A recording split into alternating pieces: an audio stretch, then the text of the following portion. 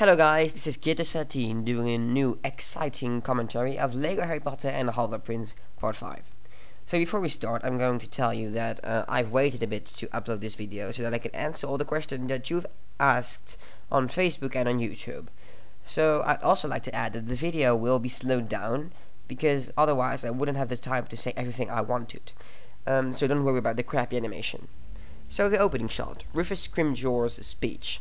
And I know this isn't included in the book or in the movie, obviously, but I really like this scene in Deathly Hallows, and I thought I wanted to make it for a really long time now, and I thought, but how can I include it in my series? That would be impossible. And then I thought, no, it wouldn't be, because in the Half-Blood Prince's series, in the Half-Blood Prince, sorry, in the book, Rufus Scrimgeour is named Minister for Magic in the 6th book, and that means that he could do this speech in Half-Blood Prince. So I animated that scene and I included it in this part. I thought it would be a nice intro for an episode. And oh yeah, just one question that was asked. The statues in the backgrounds are just random Lego minifigures, but I just painted them with golden spray paint. So I hope that helped. You will also notice that the facial animation has been highly improved since the last video. Especially because, you see that they're winking, they have more mouth animation, they've got facial expressions, you see their emotion through their eyes, and that's really what I wanted to show you, and that will actually be the, you will notice that in the whole movie, because I'll try to improve more and more the facial expressions, because I think it's really important to see what characters are thinking, and just one expression throughout the whole movie is not enough. So I wanted them to make, to blink, obviously, and to have, facial expressions, and it really helps if you have double faces head, which Lego is doing more often right now. Actually, in all the license set they make now, they make most of the time double heads, so that's great.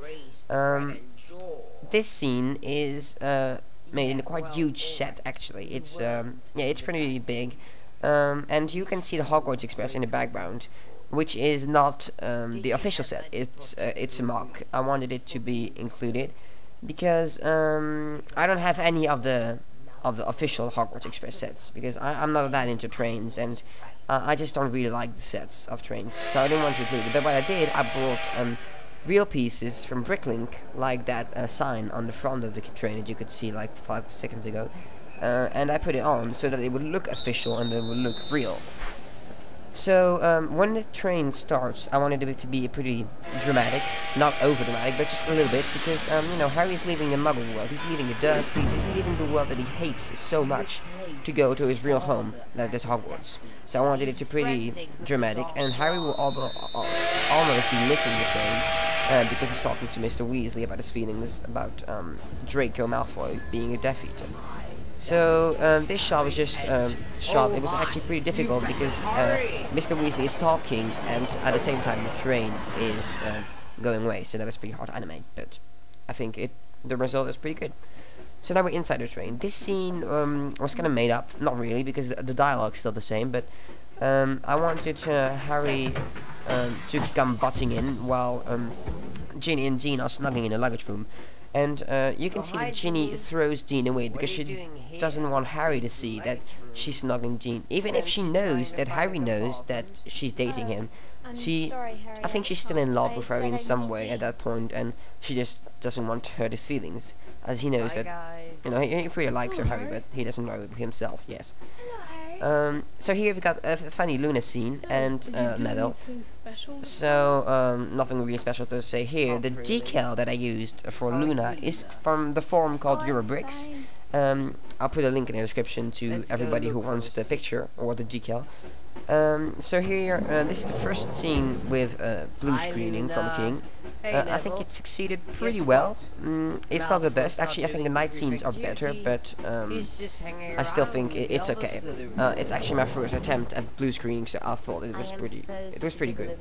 Here's the first year delivering the letters from Slughorn, invited him to a little party. So I wasn't actually supposed to voice that myself, but I couldn't find anyone, so I just did it myself. But it was actually just not really that important, but I thought it would be nice to include that first year's high-pitched voiced. I could have kept my own voice, but I don't know why I did it, but just sound funny. So yeah, Slughorn's luggage room with Belby, and that's not Ron. I've seen some people commenting that why is Ron wearing a t-shirt, sorry, not a t-shirt, a sweater of Ravenclaw, but that's not the case. So Belby is actually a fat Ravenclaw guy, and you could see that when he sits on the bench, or whatever you want to call it, the couch, the bench, it bends all over under his weight. So here we've got Zabini, Slithering boy, and I want to have a bit more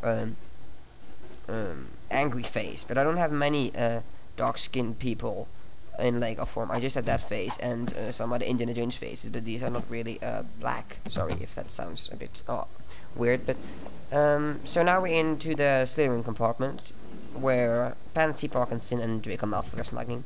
And some people have commented that it was weird, their relationship, but I always imagined it as being something like the Ron and Lavender relationship, but then in Slytherin style, which means that Pansy is completely in love with Draco. She loves him so much, she keeps snuggling the whole time, because she I don't actually think she's in love, really. She's just obsessed with him. And Draco just doesn't really care. I mean, he's thinking about becoming a Death Eater. There's more important things in life, is his opinion. So he just doesn't give a crap. He pushes her away a few times because he's not interested in her. But I don't know actually why he's dating her. But that's what I thought of their relationship, and he could have added some funny scenes in some way. So that's why I included this snogging scene and all things. Actually, Half-Blood Prince is a pretty, not to say romantic, but you know, it's all about teenage feelings. So there will be some snugging included and stuff. And you know, when Ron and Hermione are crying, well, when Hermione is crying about Ron, you know, all that stuff that would be included. So it's a pretty emotional book. So we shouldn't forget about teenage love. So here another blue screen sequence, but it's actually a night scene. So yeah, I think it looked pretty good. Here another again, we've got the color filter, because actually all this was shot at daylight, and sometimes you can notice the daylight more than in some other shots, but here it turns out pretty well, I think. So yeah, here is Draco discovering Harry in the luggage thing, whatever you want to call it, and there is not much music in this. I just thought that the little music from Tana was kind of great to use, right here somewhere, yeah, right there. So I included it, and then Petrificus Totalis. This effect, I thought it would have turned out better. Harry's falling off was pretty good, but the effect was, I don't know, it's just weird. And then we've got the nose with the blood coming out. What I did, I used a free program that's called Anmania, if I'm right. I'll put also a link in the description, with which you can modify faces. It's a bit like you can use some Photoshop, but I don't have Photoshop, so I had to find something else. But if you have Photoshop, you can do it that way. But I just edited every single picture of Harry, which, if I'm right, are 72 pictures. Yeah, that's it. And I just put the weird broken face on it, if you want, because you know he doesn't have a nose. A Lego minifigure doesn't have a nose. So how would you make a Harry look injured? Well, pretty simple. You just edit his face. Besides, all these effects that you've seen right now, the petrification and the Innovatio spell with Tonks making Harry bring to life, was all done in Adobe After Effects, which I've bought some plugins, including the optical flares and stuff, and you can do great things with that. So Adobe After Effects will now be used for the special effects. So I'm just a beginner with Adobe After Effects, so you'll notice that the effects aren't fantastic yet, but I'm sure that in the next part, or in even the other parts that are always coming, they will be better. So here a little shot of you can see all the editing I did. You know, shot of daylight, then the night vision, and then the effect. So just for you guys, thought it would be interesting. So here again, Lumos effect was pretty easy to do, though you had some masks and stuff to do. A Patronus, yeah, I truly loved that Patronus thing to do. If you notice, it's a werewolf. It's not said in the book that it's a werewolf, but I kind of decided it by myself that it would be a werewolf, because Tonks is in love with Lupin, and you know, she's sad. That we can see in the burrow scenes and everything with Molly Weasley. She's depressed, so yeah, I thought a werewolf would be appropriate. And Snape says in the books that he likes her old Patronus more, so as he doesn't like Lupin, it would have been okay if it was a werewolf. So I just include that, and I think the effect was pretty good. I wanted the werewolf to be white, but I couldn't get the effect done properly, but I think this turned out pretty well. Snape. Snape's. His voice is fantastic. Mustard Man's again voicing him. He'll be doing the whole series. He's saying all the lines, and he's just a fantastic voice actor. I really love his character because well, I'm not sure if he's good or bad. I think he's good, but at the same time, I think he actually works for himself. He's kind of a missionary that you can ask to spy on the other one, but I think he's really he's an interesting character.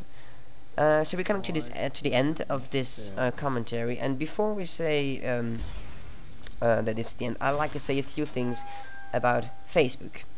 I now got a Facebook page, so become a fan. I'll put a link in the description, and on Facebook you can actually talk with me and chat with me online. I'll be there most of the time, and you could also see some behind-the-scene pictures and learn more about the dates of the coming out of the videos, and you can ask questions.